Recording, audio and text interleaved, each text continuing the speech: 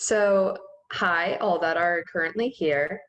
I'm Ceanna Cooksey. I'm one of the EcoReps on campus, and this is a webinar about the sustainability and the social issues around periods. And we're going to be talking openly about menstruation. With me are the president and vice president of the Reproductive Justice Alliance on campus. If y'all would like to introduce yourselves, and we can begin. Awesome. Well, I'm Aydan. I am a third year at Southwestern. Vivienne and I are actually co-presidents together, so we don't have a vice president currently, but we just kind of take over the responsibilities equally. I'm a labs major, and I am in CDSJ. I'm an intern for ODE, and then I'm also, or the Office of Diversity Education with Terry Johnson, and I'm also a writing center consultant. And I'm really excited to be here today. So thank you for having me. Of course. I'm Vivienne, co-president of RJA with Aydan. I'm a senior at Southwestern. I'm double majoring in English literature, feminist studies, and I'm minoring in Chinese. I also have worked at the Safe Alliance in Austin, Texas, which is a nonprofit shelter for people experiencing domestic violence, sexual assault, and human trafficking. I worked on the crisis intervention for that, and I still pick up shifts doing that. But that's all just to say that I'm really invested in, reproductive justice and causes such as this. So I'm really grateful to be here.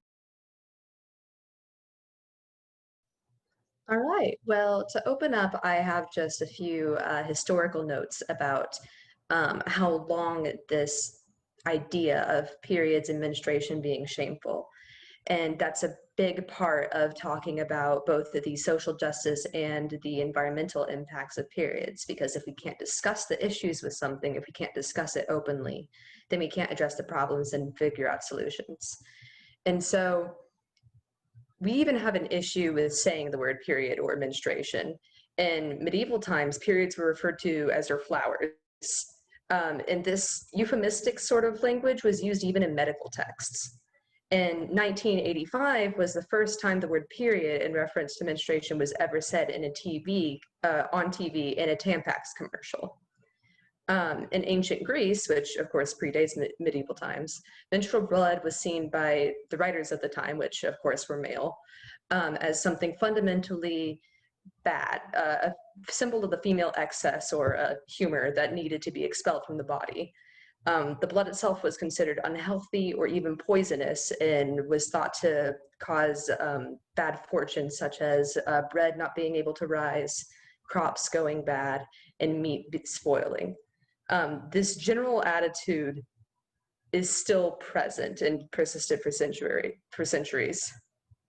Because of the shame around periods, there isn't a whole lot of very old written history, but we know that there was a lot of religious and superstitious shame associated with menstruation. In Christian faith, periods were viewed as a part of Eve's curse. Holy women often fasted, resulting in missed periods, which were attributed to favor from God, but it's really a nutrition deficiency. Menstruating women, because at the time, what menstruating women would use was basically any sort of absorbent material that they could, rags, things of that sort. And menstruating women would carry nosegays, which are small flower bouquets, and nutmeg to conceal odors. It was very important to be discreet, to not let people know. And that sort of idea is still here today. And that's something that we would like to kind of dispel in talking about this openly. And so if y'all would like to take it away with covering the social justice side of things, go right ahead. Vivienne, do you want me to go first or do you want to go? Okay, awesome. So I'm just going to share my screen real quick. I made a little presentation. Okay, let me see here.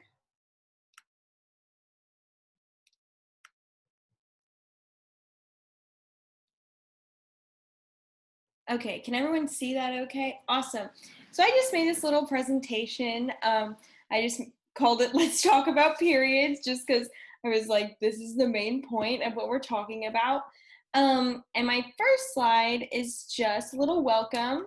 And I just kind of wanted to ask Vivienne and Ceanna, like, what was the first time you heard about periods just in general, and what words did y'all associate with periods growing up? So either of y'all can answer that. So I don't really recall like the exact first time that I ever heard of one. I remember reading a book about this young girl really wanting to get her period and being very upset about being the last person in her friend group to get it, which was startling to me because I actually had precocious puberty. I almost started period way too early. So I've known about it for quite a long time. I don't remember exactly when, but I was recounting this the other day with a friend, but even going up into middle school, it was, you don't mention that you're on your period, TMI, don't talk about that. And it's really funny just how long that sticks around, even in predominantly female groups where you would be expected to talk about periods, which of course cuts that off that conversation from any menstruator, because not every woman menstruates, not every menstruator is a woman. For me, I always associated my period with dread. I even when I was in early high school, when I started to explore my gender identity, my period was a big source of my like questioning and my pain about being a female-bodied person, and that definitely started from a very young age. You know, the first time I got my period was traumatic. I was at Six Flags with my friends, and like I had to ask and I was wearing, of course, white shorts at It was horrible. And you know, it took me honestly until I took a feminist studies class in high school for me to really kind of accept my female body and to accept the responsibility that I had to it, including that monthly one. And you know, that was the biggest thing I was hung up on, was like every month I have to deal with this, like every month. And you know, I think dread is a very good word that I use to associate, you know, with my period. It took some time, but I definitely grew up and started to accept my body for as it is. But it took a lot of years of self-hate, like just hating my fucking body for like what it did. Sorry for cussing, but yeah, it was very rageful when I was a kid. Yeah, I kind of had a similar experience. I mean, the first time I really got an in-depth kind of scope of periods was in 5th grade, when they had that like talk with us where they separated all of like the male-bodied people and the female-bodied people, and they were like, this is what a period is, blah, blah, blah. And so I thought it was kind of like cool and interesting, because I had only seen it in like American Girl books, like those books that used to be really popular back in the day. And so that's kind of was my first introduction. And I guess like one of the words I associate, I was like excited to get it. But then when I actually got it, I figured out, due to past sexual trauma, I couldn't use tampons. I would pass out every time I would insert a tampon. I would literally go unconscious and pass out. And so then I was like, well, this is my life. Like I have to use like pads every time. And I feel like even just like the word pad, like people, I've even seen like other people who have periods just kind of like shame pads and being like, those are gross, like they're like diapers, blah, blah. And I'm like, well, I don't really have a choice. And so as I got older, the excitement kind of developed into, as Vivienne said, like dread. I kind of just dreaded being on my period so much that I would just take like that, I would just skip that like last week of my birth control that would like start my period. So I wouldn't have periods for like 3 months. And then my body would eventually just like give me one, and I was like, great. Like I couldn't outsmart it. But yeah, and I think that's just like a huge part of this, is trying to just be accepting of how our period affects us, and just move forward with like the cards we're dealt, and not look at it as like a bad or happy thing. It's just like a natural thing. That's kind of what Vivi and I were talking about yesterday as well, when we were together. So I'm going to move on to the next slide. Let's see. It skipped. Okay. So this slide is called "How Does Stigma Lead to Period Products Becoming Unsustainable?"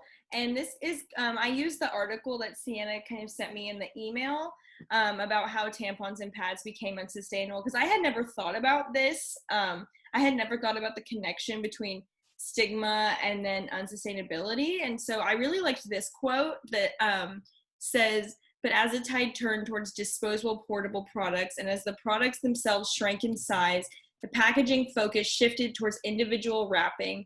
Menstruators needed to be able to throw products in a bag and keep them clean to carry them from desk to restroom and then from restroom stall to waste container. So I thought that was a great kind of visual of how unsustainable period products can be. I mean, I know like I have used many different things growing up, like different pads, and they all can be really, you know, it's like a whole thing. You like get the box, and then in the box is like some really floral, like smelly looking packaging, and then you rip it open, and there's a little thing on the pad, and then there's like the thing on the back of the pad. So it's like, it really is a whole complicated, I guess, system to just get this one thing that we need. And so I just really liked that connection that the author Alejandra made to unsustainability and stigma. I don't know if y'all wanted to comment on that or anything before I move on. Yeah, absolutely. So some individual ways that you can point to that directly of like stigma led to this unsustainable development in period products. Um, we've had sustainable period products for a very long time. As I mentioned before, I mean, women were using rags or menstruators were using rags for millennia, and just washing them whenever they could. And menstrual cups were actually invented in 1937.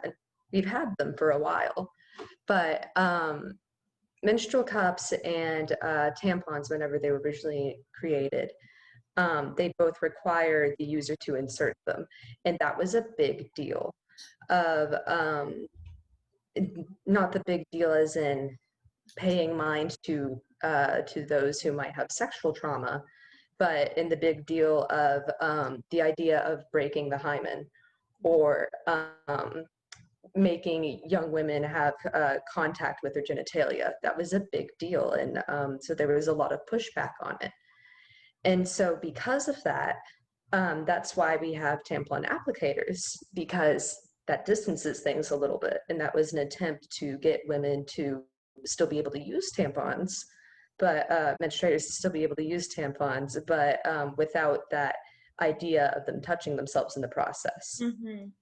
And the other big reason why period products are so unsustainable is because if they're disposable, you have to continue buying them. Mm-hmm. And that gives a very, very strong cost incentive to create a marketing campaigns around disposable products, and the idea that you need to, you know, you keep buying them every month. You don't think about it. It's just, that's what you do. It's just a disposable product that you buy, you get rid of. And, but those sorts of things that leads to period products becoming unsustainable. And then with the stigma around speaking about it, that kind of crushes any conversation on how to fix that. Mm-hmm. But yeah, I like that quote as well. It really does show how that's the need, that's the thought process into why don't we make these have more packaging? And it's ultimately just not a sustainable thing. For sure. Okay, awesome. I'm gonna move on. So these are just like two things to remember that I just wanted to touch on. So the issue of accessibility and sustainability concerning periods does not affect only cis women. Trans men may also benefit from having greater accessibility to period products, and any of like our non-binary friends, whatever restroom they choose to go into, you know, you always want to be thinking of just making accessibility actually accessible. And that means putting period products not just in a restroom labeled women. You know, you want to kind of spread them as widespread, because you never know just who is menstruating. And so the second thing was, it's 2020 and the students had to begin the initiative for more accessible and sustainable period products on our campus in particular. I think that's something that we should just like realize and call attention to and think about, like that this was a student-led initiative kind of. I know in the past it's always been students trying to kind of get the momentum going behind increasing accessibility to menstrual products on campus. And yeah, and that's not to like shame the administration or anything, but I also think it needs to be said so that they can kind of know that this is a pressing issue. And Vivienne and I, when we had a meeting yesterday, Vivienne mentioned that like that's like more than half of the population on campus menstruates, you know, and so I just think calling attention to that, like, hey, we are doing the work is really important to kind of get the people who are higher in power, I guess, on campus aware of this need for accessibility on campus. Okay, I'm gonna move on to the next one. So these are just some like reflection questions for anyone viewing. So my first question is, how can I ensure that I'm using sustainable period products? That's just something I like to ask myself.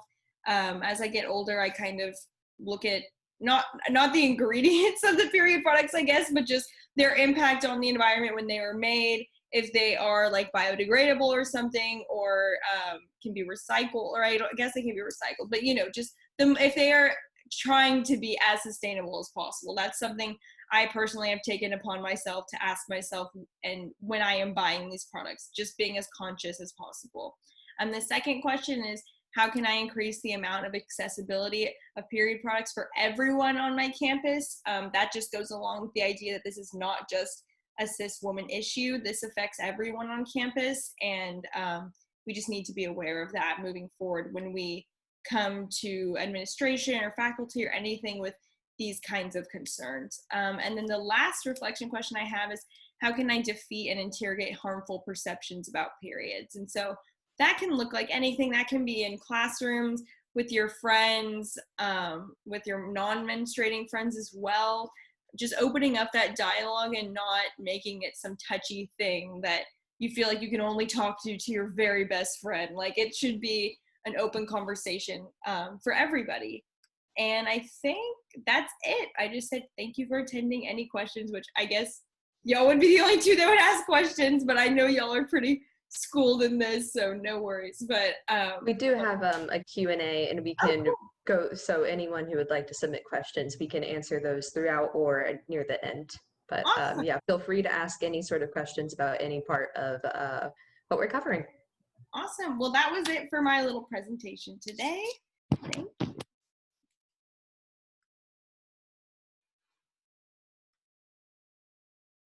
Is it my turn now?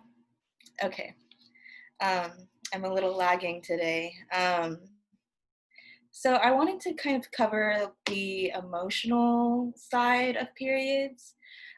You know, when we think about social justice and we think about, you know, the roles that we all kind of play and show up for, you know, it's important to kind of remind ourselves that, you know, as much as we want to be able to like think about the next steps and like think about you know, what to do and like, you know, what products to buy, we have to also remember to take a step back or take a step in to ourselves and into our bodies.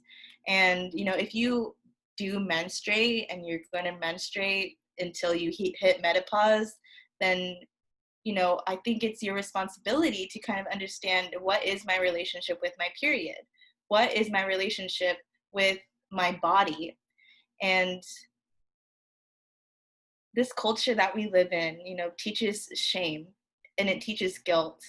And, you know, these are things that we have to unlearn throughout our whole lives. You know, it's not overnight that we can just wake up and be like, oh, I just love my body now. Oh, I just love my period now. And I say that I love my period because I do. I've reached a point, you know, I want to be that radical woman who's like, fuck yeah, I love my period. That's me, you know, okay? You know, I said at the beginning that I, you know, struggled with gender identity when I was in high school, you know, and I had, you know, support systems and I had feminist studies classes. I was fortunate enough to really understand the layered elements of like having a female body and like kind of living with that. Instead of denying it. And, you know, it's one thing to have a female body and continuously be sexualized. That's another layer of trauma that, you know, female bodies do have to undergo, and kind of have to kind of go back in time and deal with that trauma of like, oh shit, like even when I was a prepubescent motherfucker, like grown men were still sexualizing me. Like these are emotional traumas that we carry within our physical body. And, you know, in relationship to that, like the period can also be a very traumatic ordeal, especially if you don't have a good support system at home. If your parents or your guardians inherently taught you to be shameful about your bodies, how are you going to be able to celebrate it? How are you going to be able to take that step and celebrate your period and celebrate your friend's period? You know, I say it so goofily because it is kind of goofy, because our society tells us to be ashamed of our periods. And, you know, this is the theme and all, but when we think about the planet and the things that humanity is doing to the planet, we want to be able to form this conscious idea about what steps can we take as a society to decrease the harm, you know, and in place of the harm, you know, put something good, something that makes life livable, something that makes the world breathe again instead of snuffing it out.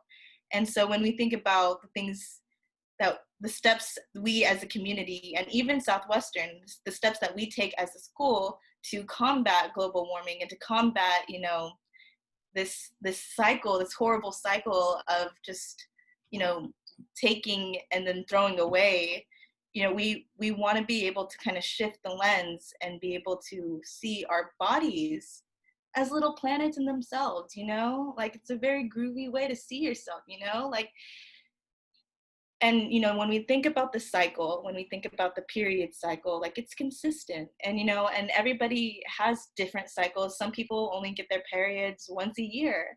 And, you know, and this is an individual relationship with your body that you alone have, that you alone have the authority of, you know. And so, you know, we can sit here and talk about, you know, like, you know, don't be ashamed of your body, don't be ashamed of your period, but you know yourself better than anybody else, and you know your body, and you know the trauma that your body has gone under, and you know, and so you alone have that responsibility to confront these things and to confront these hard emotions, you know, because I have tons of tattoos, I got a nose piercing, so the whole like pain associated with cramping and stuff, I'm fortunate enough to like not, like that doesn't bother me. I'm fortunate enough to not have bad cramps that are like, that ruin my life.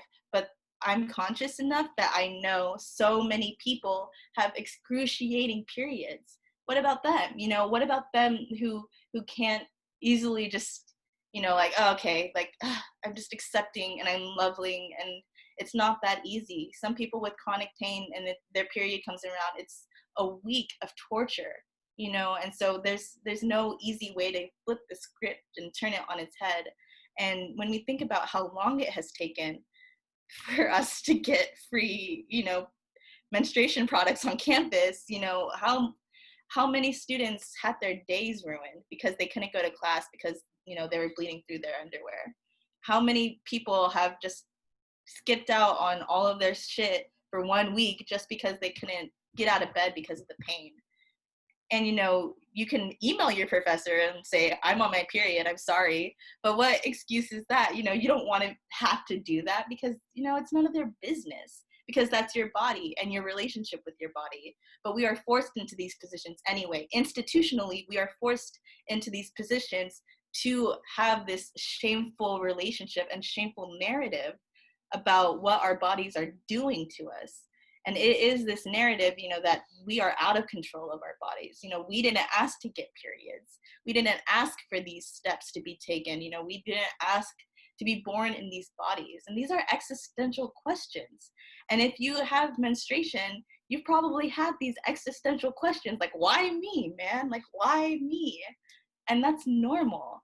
And that's part of the process, you know, and yet, because we have female bodies or because we have menstruation, these existential questions are being written off as hysteria. And when we think about mental health, you know, it's important to really recognize that it wasn't too long ago where people were forcing lobotomies on their spouses and on their children because they couldn't keep their emotions in check.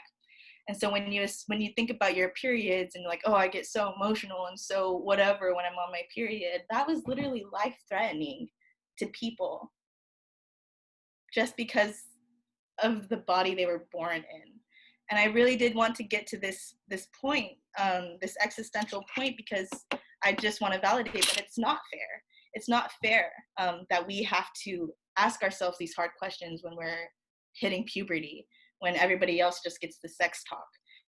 You know, we have to confront this duality of being bodied and being alien at the same time. Because unless you love your period right off the bat and like you love it for the rest of your life until you hit menopause, then you're gonna be at some unbalance and war within the self between you and your body. And that is hard.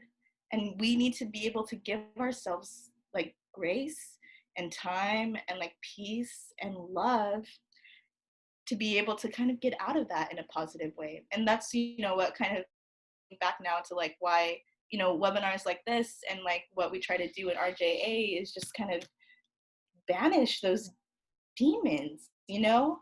And sometimes you need friends to do that with, because, you know, I can sit here and say that I love my period, but I know from experience that my non-binary friend has way worse periods than me, and they suffer, and I don't know what their experience is, but I know I can learn, and I can learn about, okay, if it is more emotional for you, like what, like how can I put myself in your shoes and really try to grasp the complexity of these emotions that are associated with the individual, because it's these emotions that signify to us what is important and what we're paying attention to. And if we're constantly every month caught in the loop of self-hatred or self-isolation because of our bodies, you know, how well are we really going to do in our career or in school? And, you know, I just wanted to validate that it isn't fair. But like at the same time, like we ourselves are the only people who have the authority to make our souls feel right in our bodies again, the way it should be. And, you know, I wanted to be all emotional and abstract because it is an emotional thing that we deal with. And, you know, it affects every aspect of our lives, whether we want to or not. And, you know, it's this thing that has doomed so many people from the second that they get their first period. And it's honestly heartbreaking when we think about how an institution like Southwestern just can't have period products in every single bathroom. Like, it just doesn't make sense to me that how that is not a priority for the student body. And yeah, I just want to reiterate the emotional responsibility we have to ourselves, because that's what it comes down to, y'all. Like, it comes down to this emotional responsibility that we have to confronting our shame about our bodies, because our bodies, they don't deserve it. They don't deserve what the institution has taught us that it has deserved. I know that was kind of backwards, but I just want to say again, like, we do not deserve this pain, this socially constructed narrative about the female body, about menstruation and menstruators. It's all the boogeyman in the closet, and it's one of the most violent ones, because it just signifies and points to our sexist narrative that exists throughout the world, because this is a global thing. People menstruate all over the world, and it is violent everywhere. And so what can we do in this privileged location at Southwestern and start, like, how can we start advocating for more harmony with the body, and socially more harmony with the institution that we, you know, invest our money and our time in? And I think it's important that we're asking these questions today, because anyone who menstruates deserves to have this conversation in a public platform, because so many people have not before. So many people have died ashamed of themselves and ashamed of their body, and no one deserves that, just because we bleed every month. And, you know, just because we're not afraid of blood like some people are. And, you know, it's important to remember that, you know, there is strength within menstruation, and I will let you decide what that strength looks like for yourself, because it is individual. And like I said, it's that personal responsibility that we have to our emotions and to our bodies. So that was my little spiel, and I'm better at answering questions than I am at just talking. So No, I absolutely loved that. One thing that really stood out to me when you were talking was even when being direct with a professor and saying, I have my period today, you added, I'm sorry.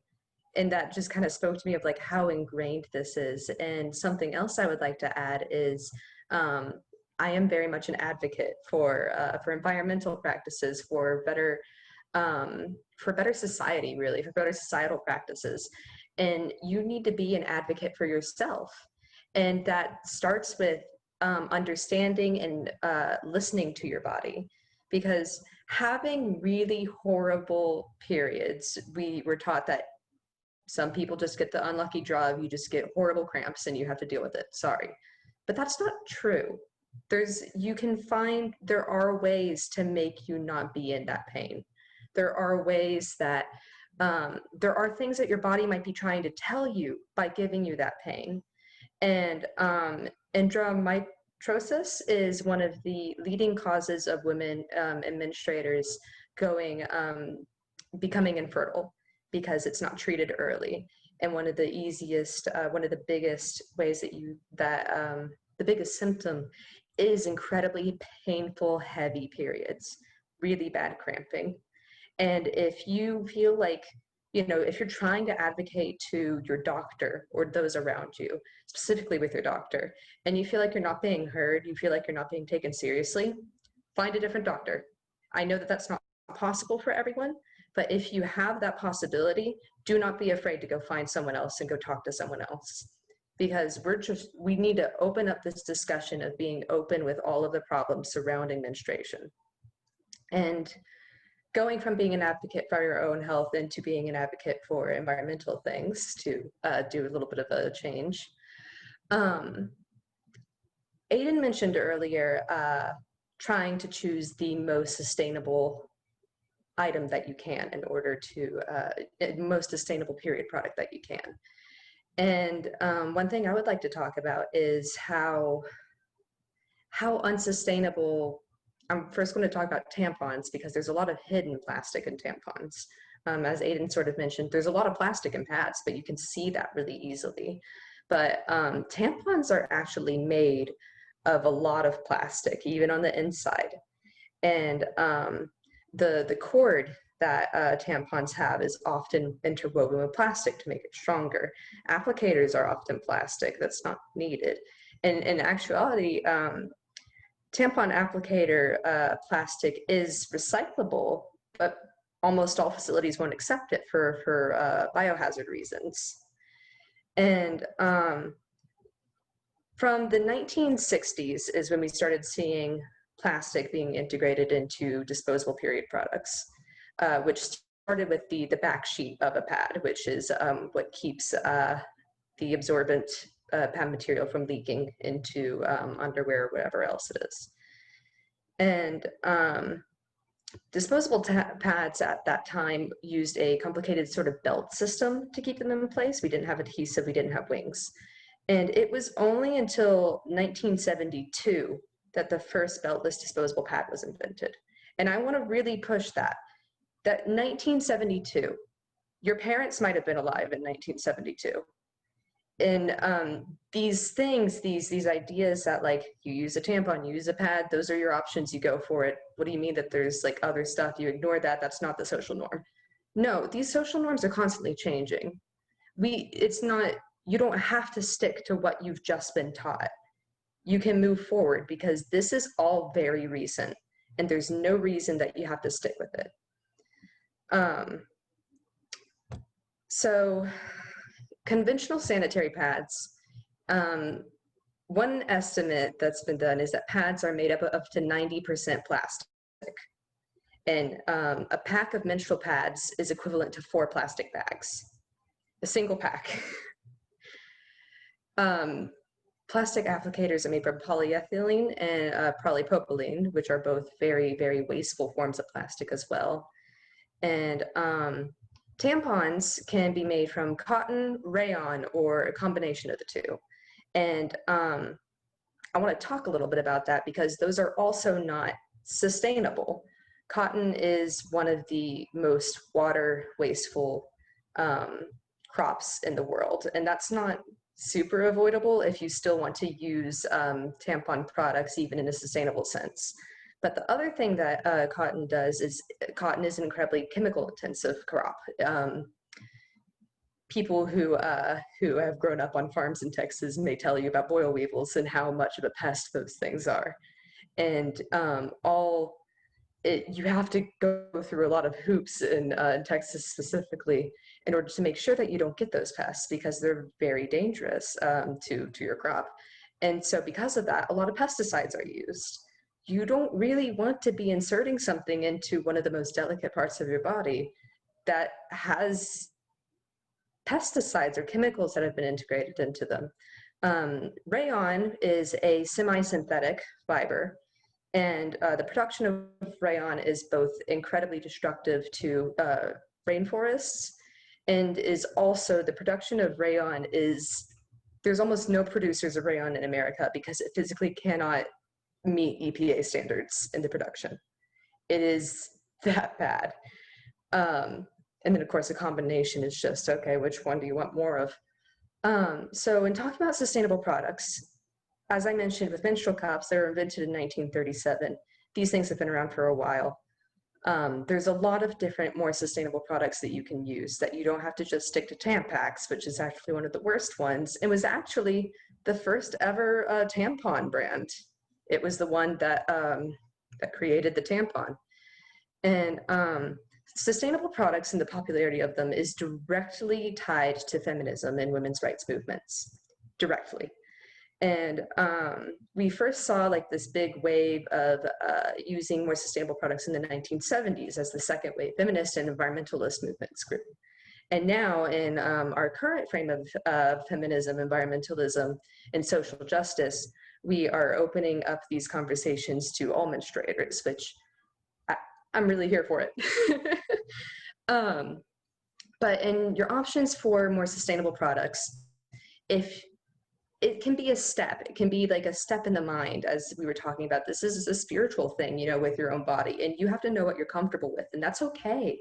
And I don't want to shame anyone into feeling like they're not doing the environment justice because they don't feel comfortable using a product. That you need to pay attention to your own body as well. You need to pay her justice. You need to pay it justice. And so one of the easier switches that you could do would be going to organic tampons, because organic cotton is not nearly as chemical intensive, hence being organic. When I worked with Aunt Flo in order to start a small pilot program on campus to get access to free menstrual products in the restrooms, all of Aunt Flo's products are made with organic cotton, which was a big thing for us because that is the closest you can really get to sustainable with disposable tampons. And part of that is because tampons that have a ton of plastic in them, well, those aren't really going to biodegrade, but cotton, organic cotton, does a little bit of a better job. Something that is also very close to a tampon, but this is much more of a fringe thing, it's not nearly as popular, but there's sea sponges that can be used as tampons. And sea sponge tampons, essentially, they're biodegradable, they're better for the environment than any tampon. They're reusable. And when I talk about all of the different sustainable products that are reusable, it's important to know that the individual way to sanitize and clean is probably going to vary from brand to brand. And so if you're interested and you want to go out and get a brand, you need to check out the brand's page on like what they recommend for being the most sanitizing way in order to make sure that you are treating your body right. Cloth pads they're old technology back again. They work well. Some recommended brands are Luna pads, a Swedish brand that I'm going to butcher the name of, and I am so sorry. It's Imsevnis, and Bloom and Nora. And cloth pads can be thrown into, most of them, once again, check with your brand. They can be thrown into the washer as with other laundry on their own.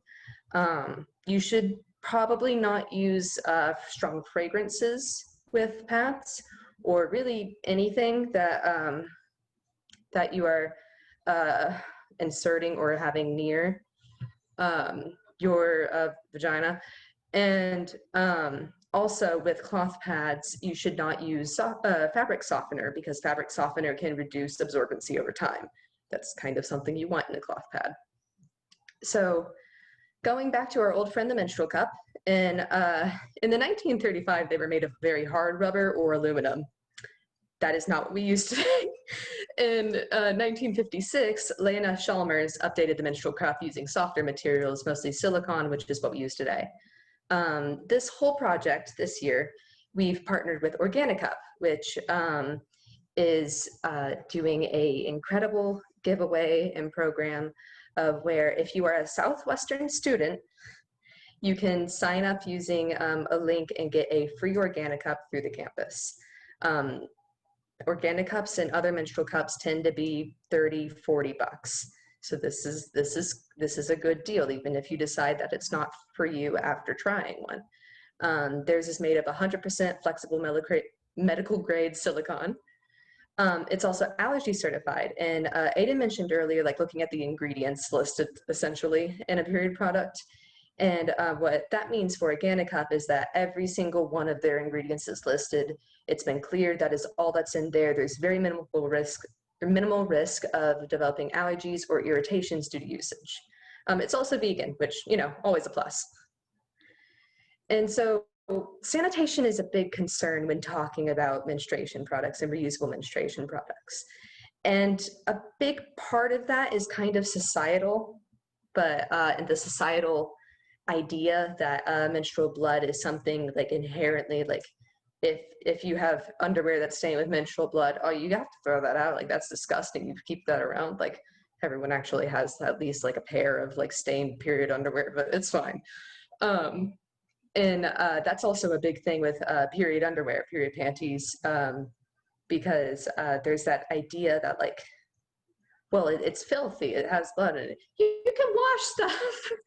You really can. Like, this is just as if, you know, if you get mud on something, you wash that out too. It's not, menstrual blood isn't some otherworldly thing that will stick around and ruin something that's touched forever, I promise. And so while back in the day that might have actually been a concern of sanitation, we've also learned a lot more about bacteria growth and how that works and how to actually sanitize things. And so for things like menstrual cups, you should actually boil them in water or steam them. There are made little steamers for sterilization.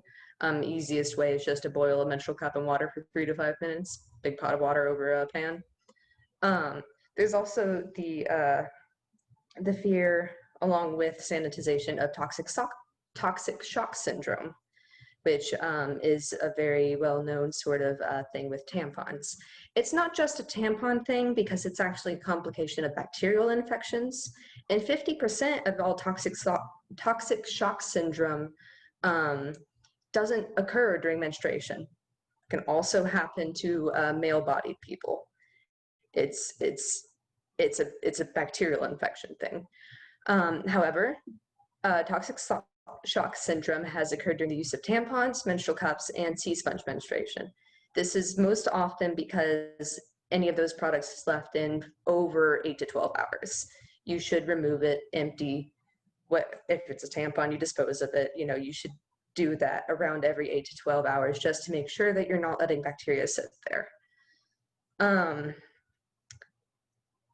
While on your period, if you're using a menstrual cup, which is of course what I want to be talking a little bit about the most, thank you, Organicup, something that people are a bit squeamish about is like, how do you use it? How do you empty it? You know, you have to, how do you empty it? You just empty the cup into the toilet or sink, rinse it with clean water, reinsert it. no big deal, go on with your life. I probably wouldn't. Some women prefer to, or some menstruators prefer to bring a bottle of water with them or something to rinse it out over the toilet instead of in the sink if they are in a public bathroom. I say do it whatever you're comfortable with.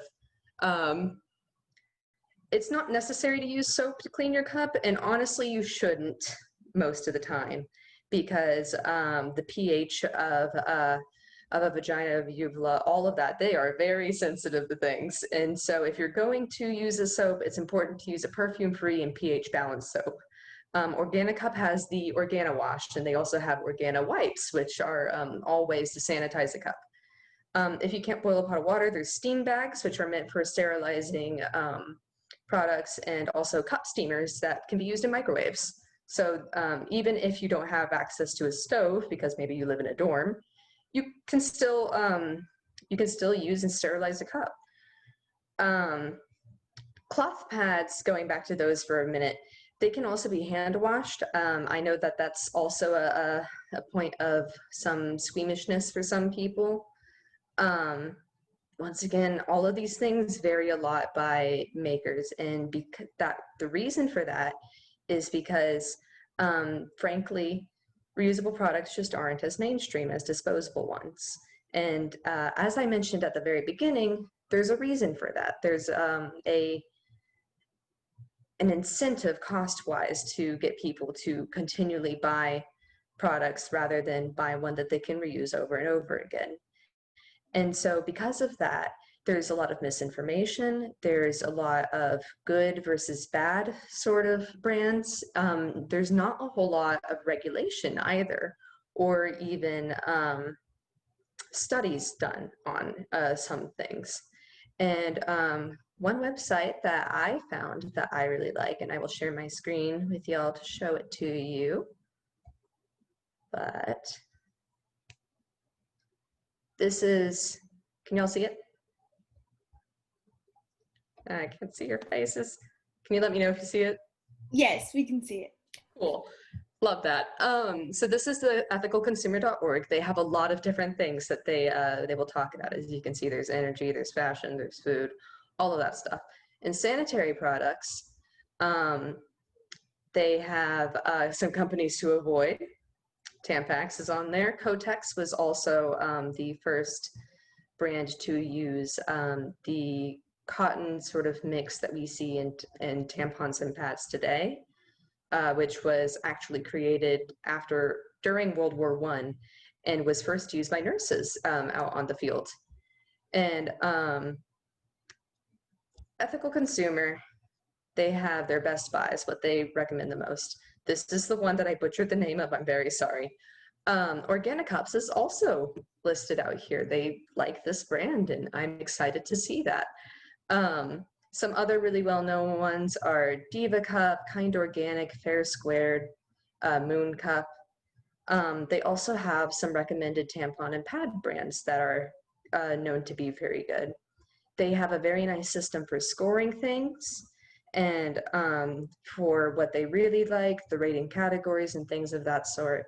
And that's something that if you don't remember exactly what we talked about, but if you want to check out any sort of more environmentally friendly thing, Ethical Consumer is a very good place to do that. And one last thing that I think I'd like, before we just open this straight up to chat, is don't be afraid to do your own research. Don't be afraid to ask questions. If you're asking questions, if you're doing your own research, make sure still that you're getting it from reputable sources. If you find one site that says something, but you can't find that information repeated anywhere else, or most other places disagree with that information, it's probably best to go with the majority opinion.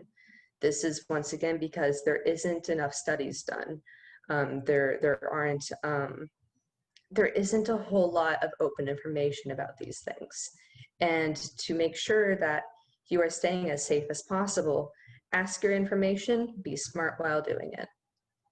And so I see that we have one question already, which is, can you use menstrual cups while exercising and playing sports? Absolutely. tampons, the sponge tampons, and menstrual cups are all things that you can use while exercising and playing sports. Cloth pads can also be used because many of them have wings that are rigid inwards so that they will stick inside your underwear even without adhesive that that disposable pads do. Other ones have Velcro.